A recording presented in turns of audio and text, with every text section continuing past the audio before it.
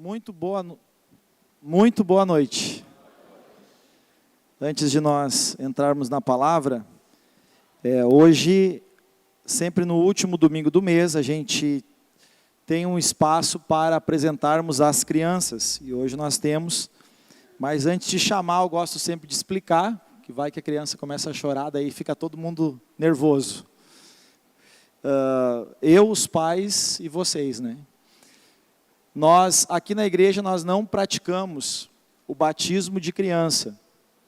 Existem duas formas de batismo, uma delas é o pedobatismo. A palavra pedo, e do grego, ela vem do grego, que significa criança, por isso pedofilia. E a gente tem também, algumas igrejas praticam o pedobatismo, que é o batismo de... Aumenta um pouquinho meu negócio aqui, que eu não estou me ouvindo. Eu estou meio surdo hoje, pode ser eu. Assim como tem o pediatra, né? Enfim, então a palavra pedo vem do grego criança. Nós não praticamos o pedobatismo, que é esse batismo de criança. Por quê? Nós não praticamos o batismo. Bom, por dois motivos. Primeiro deles, a gente vê na vida de Jesus que ele não foi batizado quando criança, ele foi batizado numa vida adulta. Mas o segundo ponto é que, agora eu vou trazer bem uma interpretação minha, para batizarmos crianças, nós pais temos que ter muita convicção daquilo que nós estamos ensinando para os nossos filhos.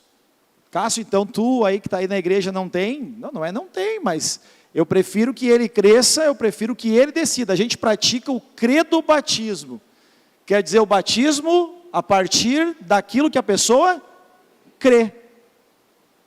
Então a gente ensina ele.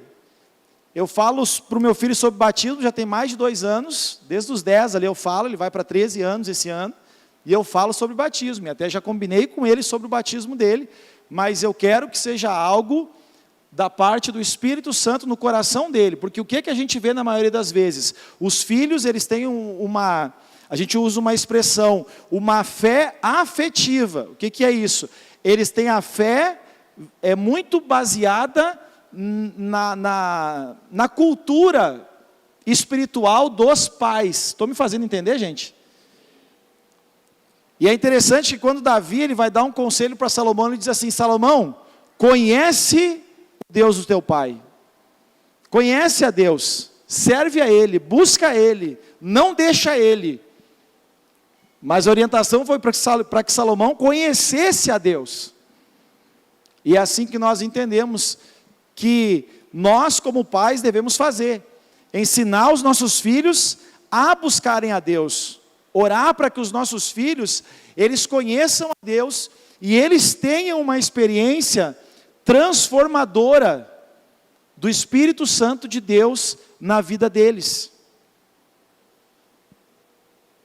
Eles tenham uma experiência com o Senhor.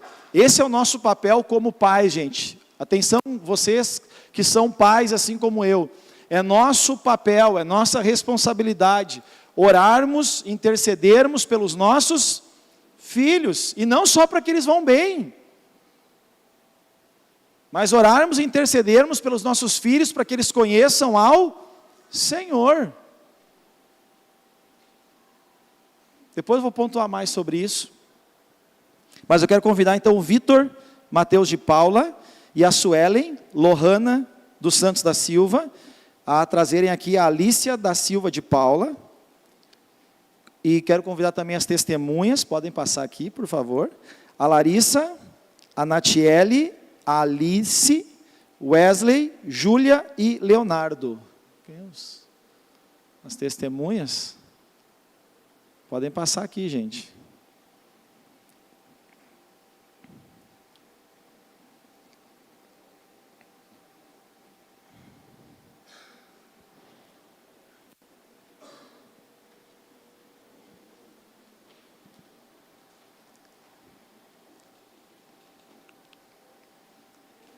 A palavra diz que nós devemos ensinar a criança no caminho que ela deve andar. Então isso é responsabilidade dos pais, do Vitor e da Suelen, ensinarem a Alícia Não falei nenhum nome errado, né? Está tudo certo até agora? Está tudo certo? Então tá bom. A Alícia, nos caminhos do Senhor. Eu recebia, mas de tanto que eu falo aqui, as pessoas vão criando assim, as pessoas vão se ligando. Porque às vezes tinham umas crianças, gente, que só Jesus, só o sangue do Cordeiro. E aí os pais diziam, eu tenho que apresentar esse meu filho. Ô gente, o problema não é o filho. Não é, de verdade. E numa oração aqui não vai resolver. Que acontecia isso, não, eu vou apresentar, e as pessoas achando, se eu apresentar o meu filho, ele vai virar um santo. Não vai. Não sei como vai ser, mas é certo que a oração, gente, ela apresenta a Deus, coloca diante de Deus. Mas os filhos, eles são muito reflexo dos pais. Quantos pais a gente vê dizer para os filhos que eles têm que fazer uma coisa que os pais não? Eu gosto quando Paulo ele diz assim, ó, não provoqueis a ira dos vossos filhos. Sabe o que deixa um filho irado quando o pai diz uma coisa e faz? Indigna os filhos. Você sabe o que eu estou falando. Então é uma grande responsabilidade, Vitor e Suelen, de vocês ensinarem a Alícia, tá? Uma grande responsabilidade. E as testemunhas, eu acredito que as pessoas que fazem parte, vocês, isso aqui é uma coisa importante diante de Deus, gente. Vocês não estão aqui fazendo parte disso aqui para levar um chocolate na Páscoa. Leva também, é importante, chocolate é importante, tá? Mas não é para isso, não é para o dia do Natal levar um presente. Não é sobre isso, né? Assim a gente meio foi criado, eu esperava um presente dos meus dindos, né, nessas datas. Mas o propósito não é esse. O propósito é que vocês ajudem eles a ensinarem a Alícia nos caminhos do Senhor.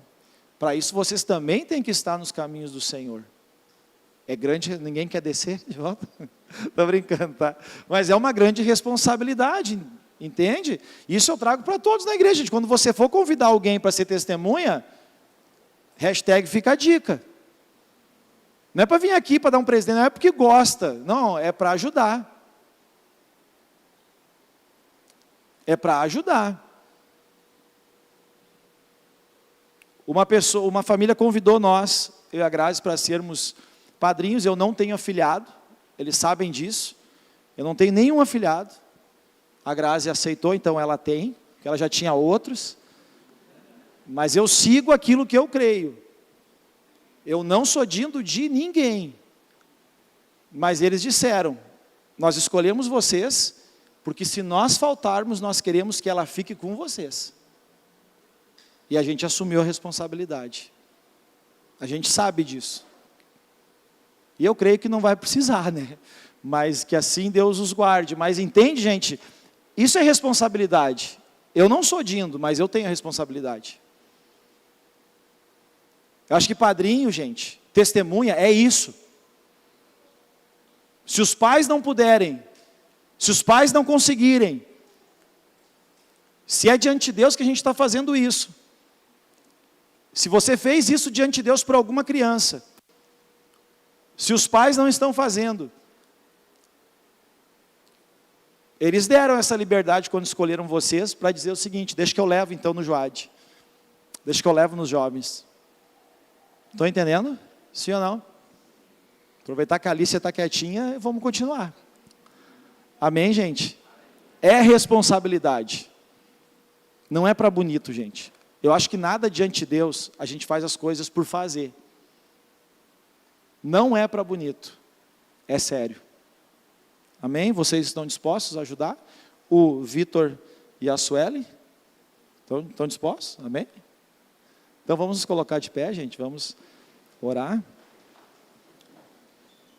Não é pressão, tá? Não é pressão, mas é verdade. Não é pressão, mas é verdade. Se eles escolheram vocês, tem um motivo. Vocês são importantes para eles. Então, honrem isso também sobre a vida da Alícia. Vamos abençoar, gente? Pai, como igreja, nós colocamos diante do Senhor a vida da Alícia nessa noite. Nós queremos abençoar a vida dessa menina. Oramos, ó Pai, para que todo e qualquer projeto maligno contra a vida dela seja cancelado no poder e na autoridade que há do nome de Jesus. Que toda a palavra lançada negativa contra a vida dela caia por terra em nome de Jesus. E nós colocamos essa menina diante do Senhor, apresentamos ela ao Senhor, ó Pai, e oramos para que os teus olhos sejam sobre a vida dela. Pai, que ela possa crescer com saúde, que ela possa crescer debaixo da tua graça, que ela possa crescer em estatura, mas que ela possa crescer também conhecendo ao Senhor. E isso, ó Deus, por meio daquilo que os pais estarão ensinando a ela. Nós abençoamos, ó Deus, a vida dos pais, abençoamos a vida do Vitor, abençoamos a vida da Suelen, abençoamos a vida de cada testemunha, ó Deus, e oramos para que eles sejam bênção, eles sejam referência, eles sejam exemplo na vida, para a vida da Alícia, Pai. Nós como igreja oramos os abençoando, pedindo que o Senhor dê graça, que o Senhor dê, ó Deus, aos pais um coração, ó Deus, que eles possam amar a Alícia, que eles possam ensiná-la, que eles possam abençoá-la, que eles possam protegê-la e que eles possam, ó Deus, levar a Alícia a também conhecer o Senhor através da vida deles, Pai. Em nome de Jesus nós oramos e te agradecemos, Pai. Amém. Você já pode assentar? Parabéns, viu? Uma honra, viu? Parabéns. Aqui.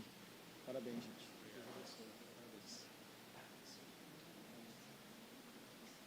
Parabéns. Obrigado, gente.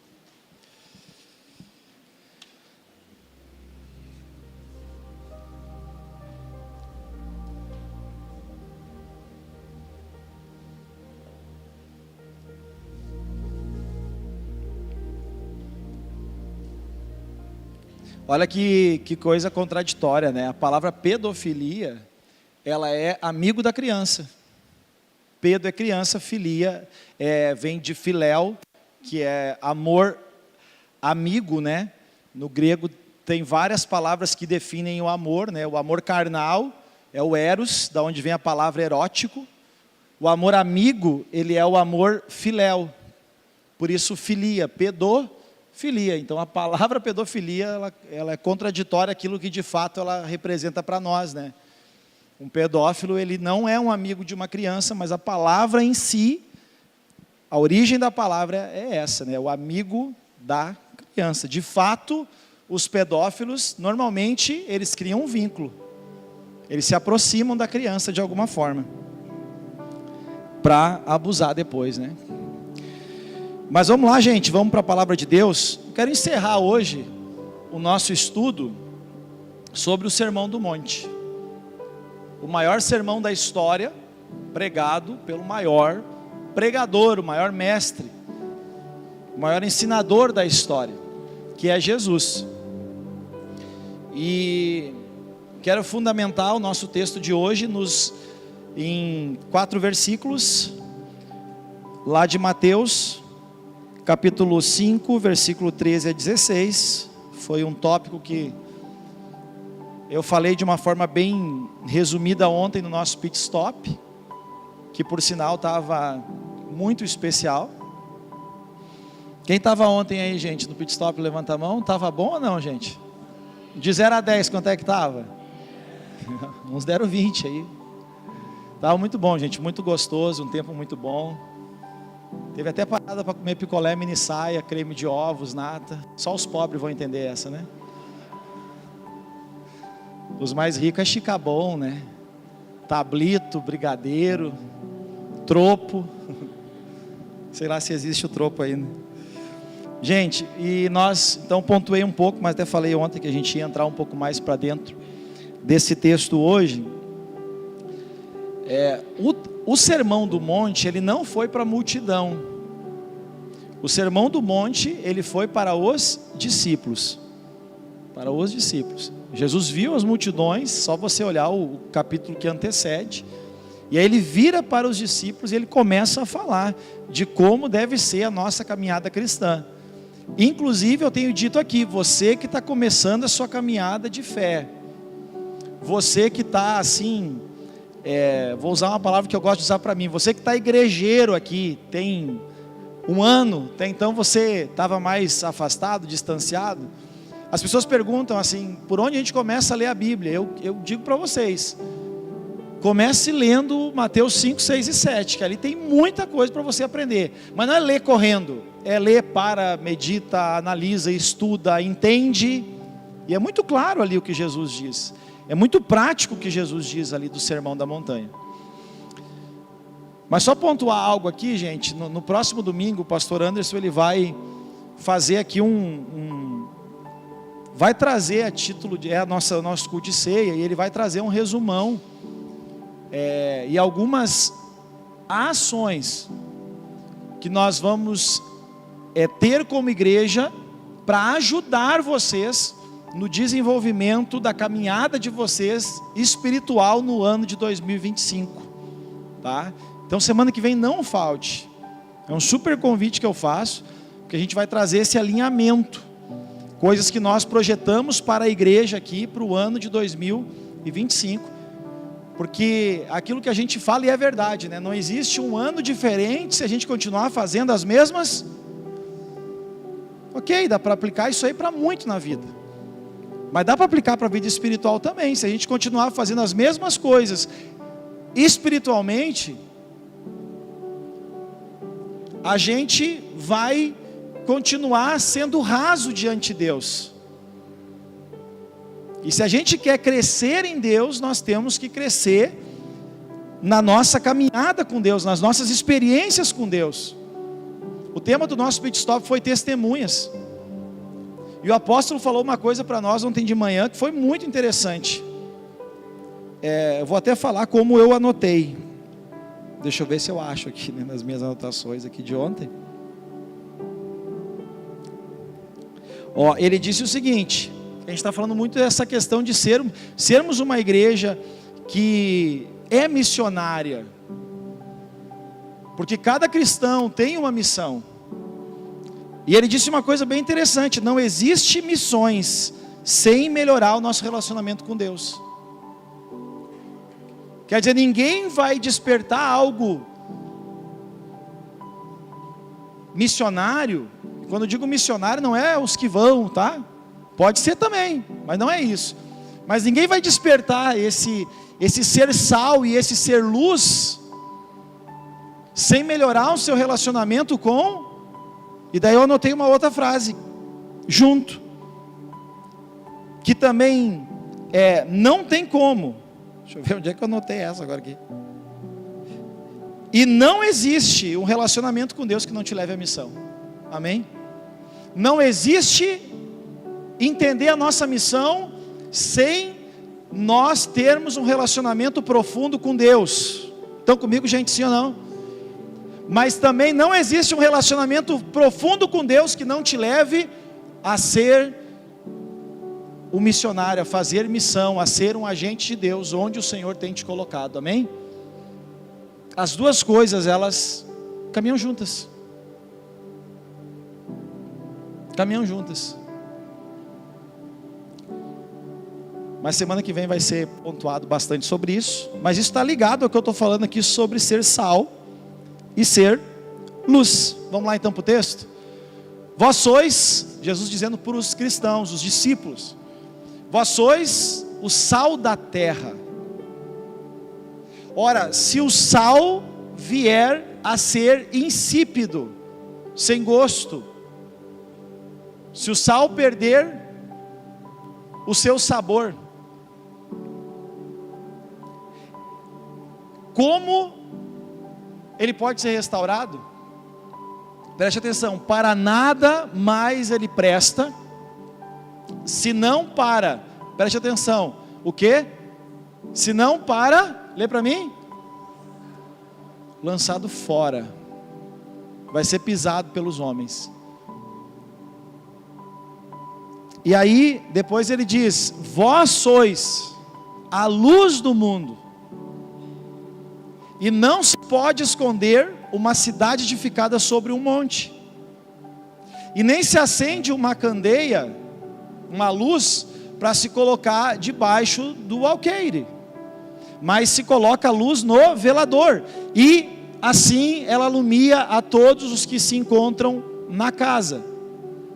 assim brilhe também a vossa luz diante dos homens, para que vejam as vossas boas obras e glorifiquem ao vosso Pai que está nos céus.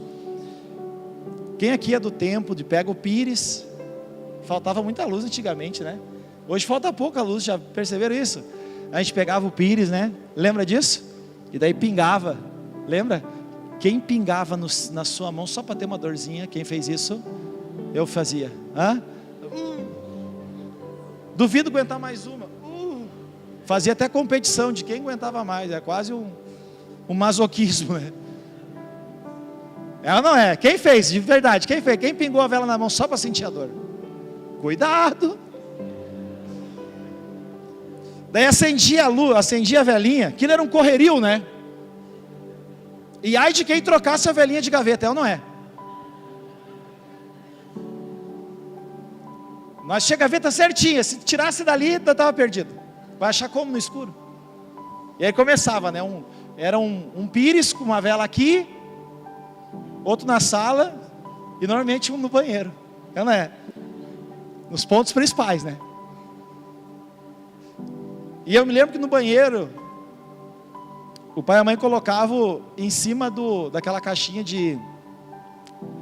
Hoje a escova de dente vai em cima da pia, aquela coisa arada. Antigamente era um negócio, era tipo um compartimento, lembra disso? E quem ia na casa dos outros e abria isso para olhar? Ah, eu sei que tu fazia. Eu também fazia. É ou não é? A gente abria para olhar o que tinha dentro. Tá rindo, né? Já fez. Quem riu já fez. Mas a gente colocava lá em cima. Por quê? Porque daí iluminava a todos. Iluminava o banheiro. Adianta botar atrás do vaso? Embaixo da mesa? Não adianta. Mas vamos pensar isso aqui tudo junto. É interessante que antes disso Jesus fala das bem-aventuranças. Que as bem-aventuranças é como tem que ser a nossa conduta cristã nas bem-aventuranças. E agora ele fala aqui de como nós devemos fazer as coisas. Ele fala muito nas bem-aventuranças sobre como que tem que ser o nosso coração. Bem-aventurados os que choram, serão consolados. Os pacificadores serão chamados filhos de Deus. Os puros de coração verão a Deus. Os perseguidos devem se alegrar. Os que têm fome e sede de justiça serão fartos. Então ele está falando desses princípios e valores cristãos. Agora ele vai, na continuação, ele vai dizer o seguinte para eles. E dentro deste contexto de justiça, de paz, de pureza de coração, vocês precisam ser o sal da terra. E vocês precisam ser luz nesse mundo. E por que o sal, né, gente? Por que o sal? Porque o sal, ele causa um impacto mesmo não sendo percebido. A gente não percebe o sal. Pode ver, põe o sal ali na comida, põe o sal na carne. A gente não percebe o sal, mas a gente sente o sal, sim ou não? E ele está falando de os discípulos, eles levarem essa influência.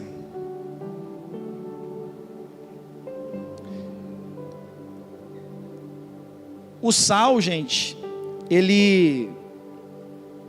o sal é extremamente antisséptico. O que é isso? Eles usavam sal para que, por exemplo, uma ferida não se contaminasse, para que fosse protegida aquela ferida de qualquer contaminação. Quando Jesus está dizendo, vocês são o sal da terra, para eles tinha esse significado, além de tantos outros: dar sabor, provocar sede. Sabe aquela coisa das pessoas olharem para o cristão e dizer assim: poxa, o que essa pessoa tem que eu não tenho. E a conclusão que elas devem chegar da vida do cristão é que o que a gente tem é o quê? É Jesus. Essa é a grande conclusão que as pessoas têm que chegar a respeito da nossa vida. E o ter Jesus, ele vai se manifestar, não quando tudo vai bem. O ter Jesus vai se manifestar diante das crises, dos desafios da vida, e como que a gente vai se comportar frente a isso. Aí a gente vê a diferença entre aquele que tem Deus e aquele que não tem. Como que ele olha para a vida? Como que ele olha para a morte, por exemplo?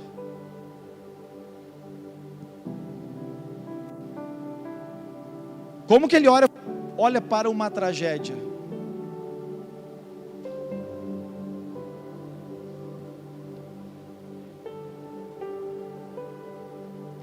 Como que ele olha para uma perda?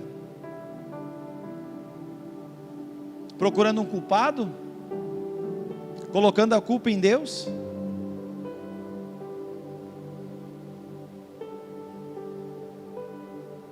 Tem uma pessoa que é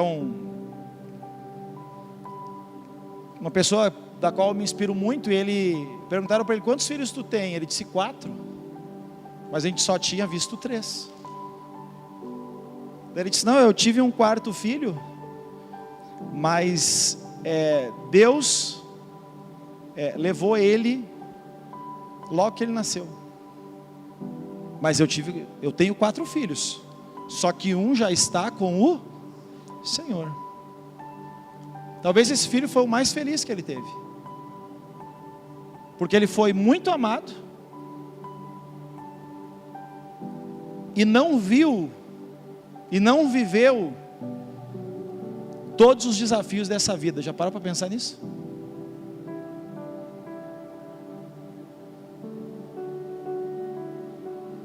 Talvez as crianças que partem no Senhor sejam muito abençoadas, porque se elas foram bem amadas pelos seus pais, e o tempo delas de vida foi curto, elas tiveram uma vida muito especial, sim ou não? Porque elas foram amadas e não sofreram. Está conseguindo assimilar o que eu estou falando? Mas tem que ter fé para entender isso.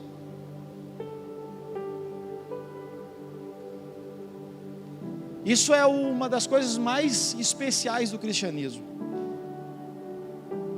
porque a gente confia e tem plena certeza de que essa vida, ela é como a flor,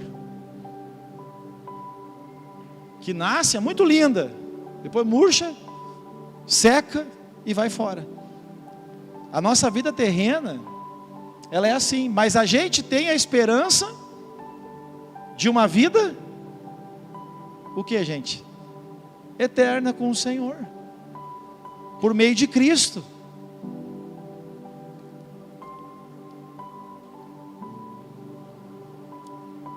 E quando a gente tem isso, e não é que a gente não sente dor, que a gente não sente tristeza, que a gente não chora, não é nada disso. Agora, a forma como a gente encara isso, a forma como a gente encara a vida, ela é totalmente diferente. Estou me fazendo entender, gente, sim ou não? A forma como a gente encara a vida é totalmente diferente.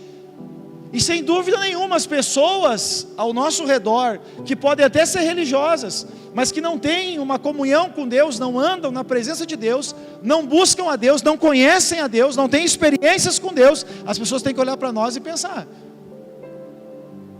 isso é ser o sal. Poxa, como que consegue? Como que pode?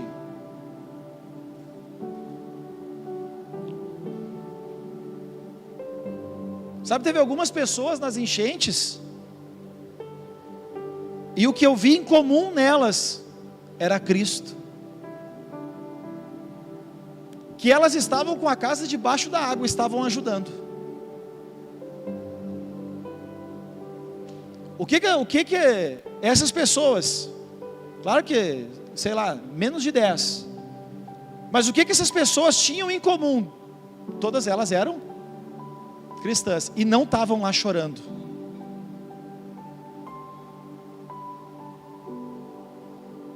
A forma como enfrentaram foi diferente.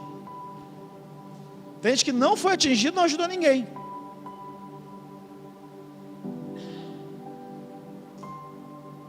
Não foi atingido e não ajudou ninguém.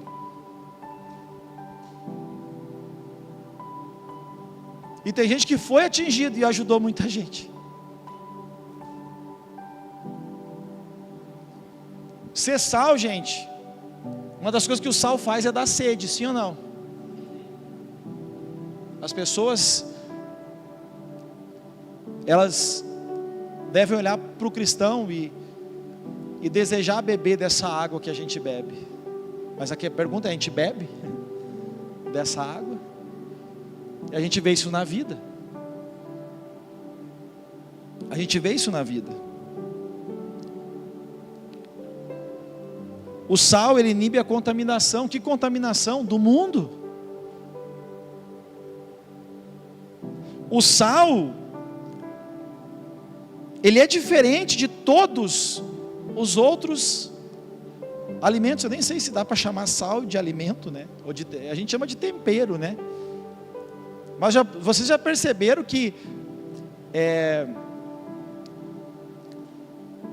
o sal, existe alguma coisa, me ajudem aí, que é salgada sem sal, além da água do mar? Mas a água do mar é sal, né? Tem alguma coisa tem algum alimento que é salgado, que não tem sal? Tem? Cozinheiras aí, me ajudam? Não, né? Deve ter talvez, mas assim, enfim.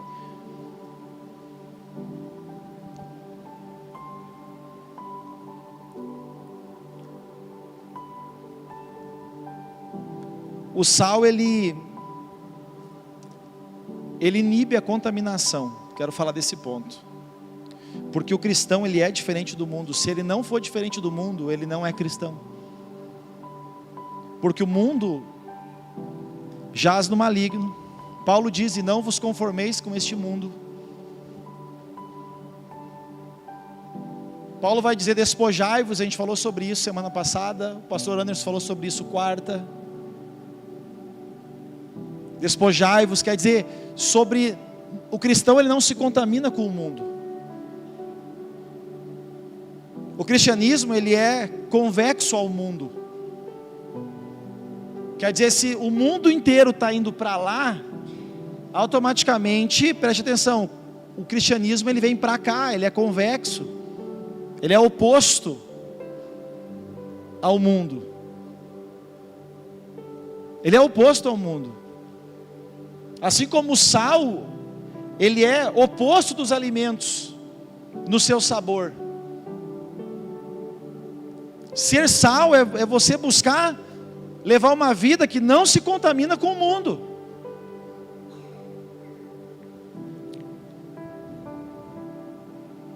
Interessante, o sal ajuda os alimentos a não se decompor. Já viram aquelas carnes de sol? Acho feio aquilo estendido no varal. Tem muito para o norte aqui do Brasil, nordeste do Brasil. Quem já comeu carne de sol aí? E carne de chuva, já comeram? Não. Não tem mesmo. Só de sol. Mas o sal é o que preserva aquela carne para ela não se decompor, não apodrecer. Deixa eu falar uma coisa para vocês. Tira a igreja do mundo para ver o que acontece com o mundo. Experimenta.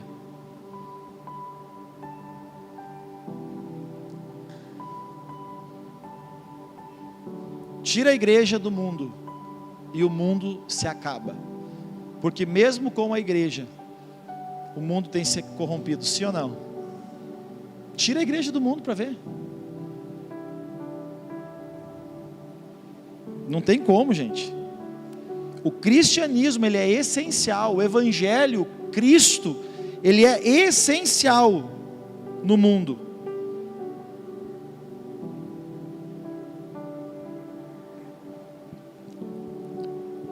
Olha que interessante isso aqui, eu trouxe para o pessoal ontem, né? Porque isso para mim é muito missionário. Foi a igreja, foi o cristianismo, vou usar esse termo, que introduziu a educação. Porque até então só os mais nobres recebiam educação. Foi o cristianismo que introduziu a arte, a música, a pintura, a literatura. Foi o cristianismo que resgatou e restabeleceu a dignidade da mulher, das crianças e dos escravos. Tanto se você for olhar, Paulo ele vai falar que não há diferença entre o escravo e o dono, entre o judeu e o grego, entre o circunciso e o circunciso. Todos somos iguais em Cristo, por meio de Cristo. Então, o cristianismo, gente, o cristianismo, ele é essencial no mundo. O Evangelho, ele traz mais graça para a nossa vida. Amém? A vida começa a ter mais sentido. A vida passa a ter mais sabor. O pecado fere, prejudica, machuca, destrói. E o pecado, e o Evangelho dá vida. Amém? Cristo é vida. Ministério Batista, Cristo é a vida. Cristo é a vida. Amém? O pecado tira o sabor da vida. O Evangelho restaura o sabor da vida. Por isso que Jesus diz, o sal, ele só serve se ele salgar. Se ele for diferente. Imagina o sal que não dá gosto. Imagina o cristão igual ao mundo. Não tem propósito, ele está dizendo aqui. Não presta para mais nada. Porque o propósito do cristão é ser esse sal. Amém aqui o sal? Posso ir para a luz? Amém ou não amém? E a luz, gente? Olha só que interessante. O sal, ele se dissolve. Eu vejo que o sal é algo que está dentro de nós e que as pessoas não veem, mas elas percebem. Confuso, né? Elas não veem, mas elas percebem. Isso é o sal. O sal, ele não tem uma manifestação externa, ele é interno, mas as pessoas percebem. Agora a luz não, tanto que ele diz, vós sois a luz do mundo, e ele diz, não tem como esconder uma cidade edificada sobre um monte. Não se acende uma candeia e coloca embaixo do alqueire, mas no velador, para iluminar todos. Quando ele fala da luz, gente, aí ele está falando de obras. Tanto que no 16 ele diz, assim brilhe a vossa luz diante dos homens, para que vejam, o que, gente? As nossas boas obras e glorifiquem a vosso Pai que está nos céus. Aí são obras. Aí a gente gastar a nossa vida manifestando o nosso amor a Deus e o nosso amor ao próximo. Assim como a vela gasta, um cristão ele gasta a vida servindo.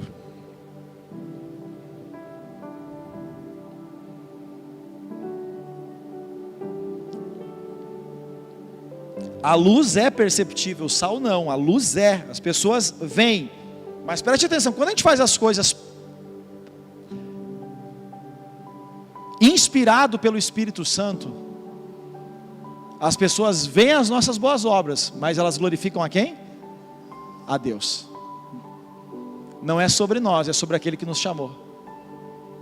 Pessoas, graças a Deus pela vida do fulano, graças a Deus pela vida da ciclana. Deixa eu falar duas coisas distintas que acontecem com o cristão. Alguém se incomoda com o teu padrão de comportamento, que é diferente daquele mundano, daquele liberal. Alguém te persegue. Presta atenção nisso aqui. Só que ao mesmo tempo, alguém busca em você a ajuda que precisa. Olha só, tu é um quadrado. Olha só, isso e aquilo. Persegue a gente pelo comportamento. Mas quando precisa aí alguém precisa de oração. Quem que eles procuram? Esse mesmo. Deixa eu te contar uma coisa que aconteceu na minha vida, na minha caminhada cristã. As pessoas, ou pessoas, não é as, né? Não foram todas, foram algumas, mas assim, ó, que me perseguiram. Quando elas precisaram de ajuda, quem vocês acham que elas procuraram? Aí eles vêm com um papo bem assim, ó. E graças a Deus por isso. Tu tem como me ajudar em oração aí, porque a gente sabe que tu está mais perto dele, né? Tu vai sempre na igreja, tu está sempre lá no negócio de igreja, né? Eu nunca me esqueço, eu tive um colega, gente, ele estava endemoniado, assim, bem numa linguagem bem cristã. Eu não sei o que ele pegou no meu pé, porque a gente trabalhava até em setores diferentes, mas ele me enchia o saco, tinha vontade de dar nele. Mas como cristão, a gente, né, é um pacificador, né? Mas de verdade, assim, eu tinha vontade de dar no meio da fuça dele. E aí, gente, ele me incomodou. E eu lia, né? Coloca os 5, acho que 11 aí, Kelly. Esqueci o nome dele agora, estou tentando lembrar. Também não vou dizer também, fica chato. Bem-aventurados sois quando por minha causa vos injuriarem, incomodar, gente, vos perseguirem e mentindo ainda falarem mal da gente. Olha o que ele diz: regozijai-vos e exultai, porque grande é o vosso galardão nos céus. Está tudo certo, gente, quando for pelo evangelho. Agora, se você é uma mala, daí é outra coisa. Aí não tem nada a ver com o evangelho. Tem gente que é mala. As pessoas enchem teu saco porque tu é um saco. Entendeu? Ou quer que eu desenhe? Agora, quando é pelo evangelho, quando é pelo nosso comportamento. Uma vez a igreja lançou um jejum, ainda bem que nunca mais lançou esse jejum. Hoje foi um jejum de 40 dias de carne que terminava dia 31 de dezembro na virada. Hoje vocês não têm noção de ir em todos os encerramentos e não poder comer carne. E eu fazia tudo, fazia jejum de 48 horas naquela época. E esse foi um caso que ele me encheu o saco, porque daí na festa da firma, da empresa, só tinha maionese, picanha e arroz. E pão, não tinha pão. Eu me lembro que eu botava a maionese dentro do pão e dizia: recebe, Senhor. Porque é de todo o meu coração. Eu não comia picanha naquela época, gente. Recebe porque é de todo o meu coração. E ele me enchia o saco. Aí teve uma despedida de solteiro de um colega. E ele foi. E pegaram, enfim, né? E daí a gente foi jogar um vôlei no sábado de manhã. E aí eles foram pedir o X. E a noiva ficou. E ele começou a encher o saco, porque ele me enchia o saco porque eu era cristão, mas ele enchia o saco dos outros também. Sabe aquelas pessoas que nasceram para incomodar? Esse. Tu nem sabe quem o fulano pegou. Tu nem sabe o que ele fez essa noite. Gente, começaram a deixar a noiva indignada. Indignada. Porque ele fez isso, porque ele fez aquilo. Porque... A noiva se levantou e disse assim, ó: tu ficou com uma sim? O noivo tinha contado. Tu ficou com uma assada? A tua nem dente tinha na boca. E foi apontando. E ele não ficou com ninguém, porque eu sei e eu confio no meu noivo. E ele não tinha. Foi no bordel e não ficou com ninguém. Resumindo, deu divórcio, aquele vôlei de sábado. Cuidado com os vôleis de sábado de manhã. Deu divórcio, a mulher mandou ele embora. Isso foi sábado de manhã. Segunda-feira eu chego da empresa, toco o meu ramal, eu atendo. Quem era? Ele. Cássio, preciso de ajuda. Vá para o diabo que te carregue. Não, eu disse, fala fulano. Tu sabe de sábado, né? Naquele dia a gente não tinha ido. Porque podia levar as famílias, os cônjuges, né? Naquele dia a gente não tinha ido. Sei, soube, me rindo por dentro. Vou falar a verdade. Tá errado, tá? Mas naquele momento sim. Cássio, tu pode orar por mim? Posso. Posso. Me ajuda. Ajuda. Mas vou resumir, naquele ano eu indiquei uma igreja para ele na cidade dele.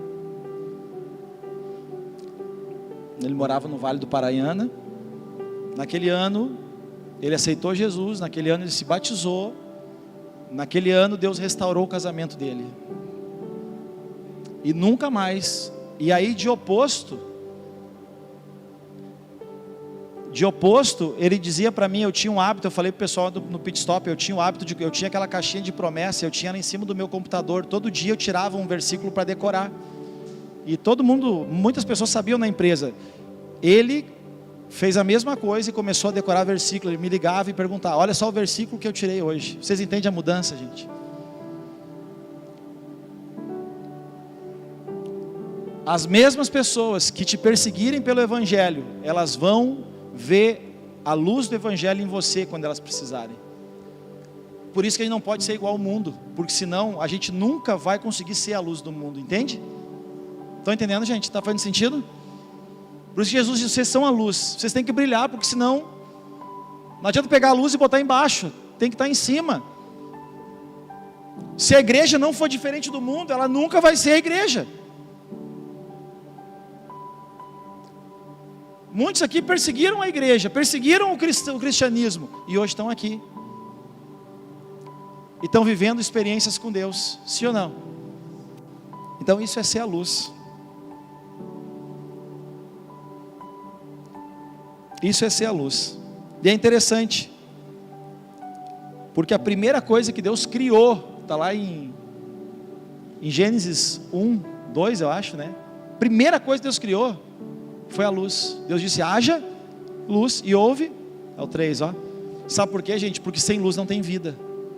Como é que nós viveríamos sem luz? Você já parou para pensar? Não tem sol, não tem dia, só tem noite, não tem luz. Tem vida? Fala para mim.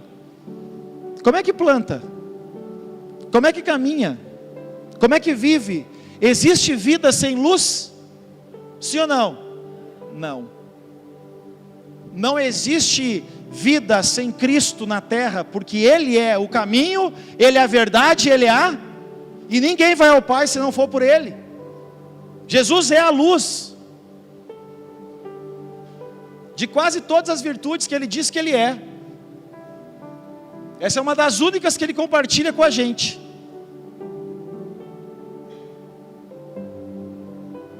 Ele disse, eu sou a luz do mundo, e Ele diz, vós sois também a luz, só que a gente só é a luz se a gente refletir a luz de Cristo em nós, porque Ele é o sol da justiça, e nós refletimos a luz do sol, assim como a lua reflete o sol, o cristão reflete a luz que é de Cristo, por meio das nossas obras. Sem luz, olha que interessante isso aqui, não há vida, porque da luz vem a fotossíntese, que é a energia da luz, que a agricultura, a própria planta, tem ali um fenômeno que eu não vou saber explicar, estude aí se você quiser, mas assim, a luz do sol, ela gera uma química, para que as plantas cresçam, e frutifiquem. Sem a luz, não tem comida, não tem vida, gente.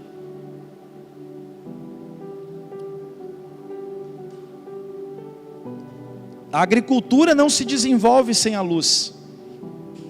Aí vamos lá, se não tem luz, não tem a vida na natureza, não tem oxigênio. Como é que a gente respira? Jesus é a vida. Amém? E quando a gente não tem luz, a gente tropeça. Por isso que o cristão, ele tem que ser luz, ele tem que ser sal, ele tem que influenciar. E eu não sei se foi o pastor Anderson ou se foi o apóstolo que disse que nós não podemos esperar a volta de Jesus sem fazer nada. Foi tu que falou? Muito forte, porque tem muito cristão aí consagrado, tão santo que tem que até cuidar não levantar as mãos, senão vai ser levado já.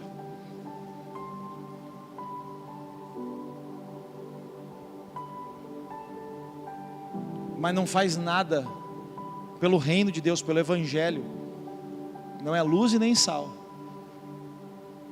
Não podemos esperar a volta de Jesus sem fazer nada. Nós fomos chamados para sermos sal e sermos luz. O mundo tem que perceber a nossa luz pelas nossas boas obras. O mundo tem que perceber a nossa salinidade, o gosto que nós temos pela vida. Uma das coisas mais especiais do cristianismo é o sentido que ele dá para a vida. Estou encerrando.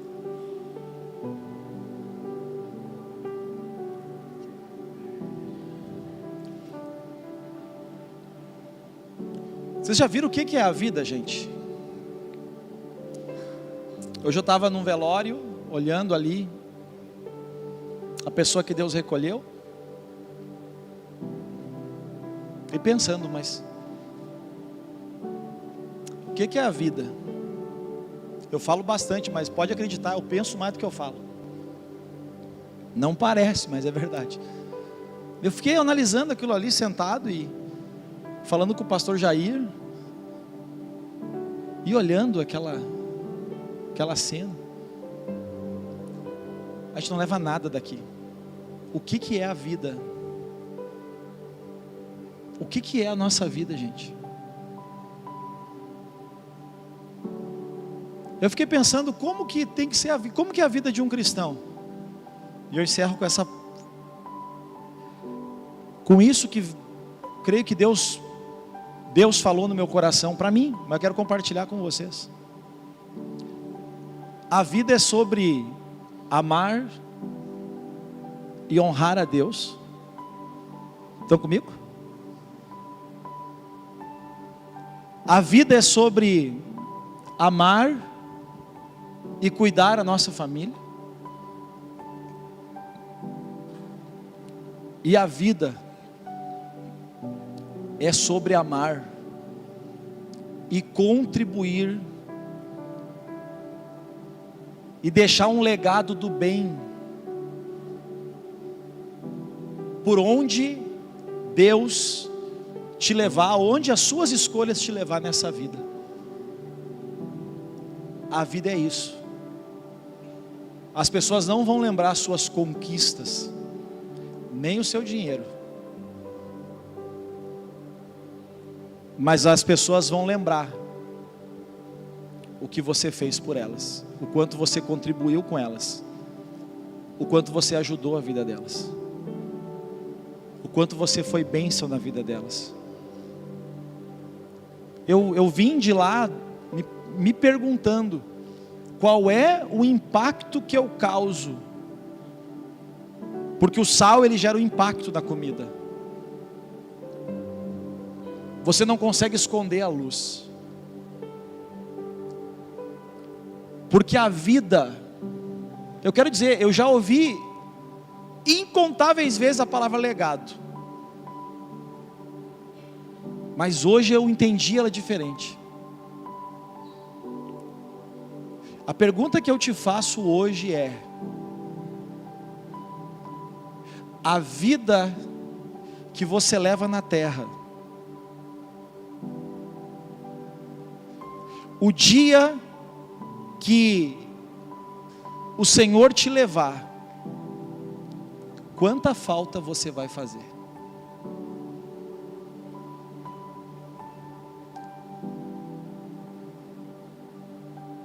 Será que você é daqueles que Deus talvez acrescente alguns anos? Porque Deus fez isso com Ezequias, pela conduta dele. Será que você é daqueles que a família vai realmente sentir falta? E eu não estou dizendo não chorar porque eu conheci pessoas que eram ruins, mas a família ama, chora quando vai embora, mas passa os anos, e as pessoas dizem: olha, amei, mas sofri na mão. Amei. Quantas vezes a gente ouve o seguinte: agora o outro vai viver. Tenho certeza que você já ouviu isso. Porque por mais que exista o sentimento amor, tem pessoas que quando partem é um alívio para quem fica. Porque são complexos. São pessoas difíceis, geniosas, azedas, estragadas, negativas, problemáticas.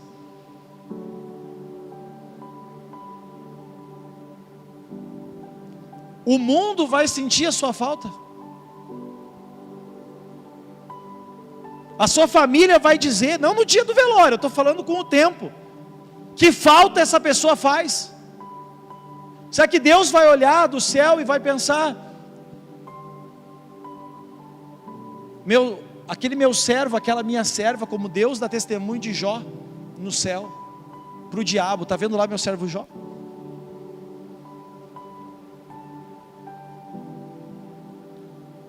Qual é o legado? E para mim, eu entendi legado hoje dessa forma. E talvez você diga: eu já tinha entendido isso, parabéns, não tinha descido. Eu tinha entendido, vou explicar, não tinha descido, entendeu?